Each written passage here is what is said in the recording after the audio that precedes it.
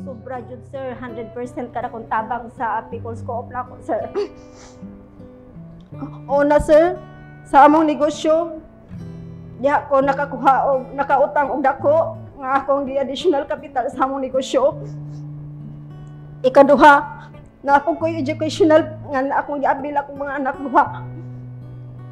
Ang ikatulo, pinakakuan jud nako sir, grabe jud nga. Maayo nga gihatag sa People's Co-op nako is katong may People's Co-op card.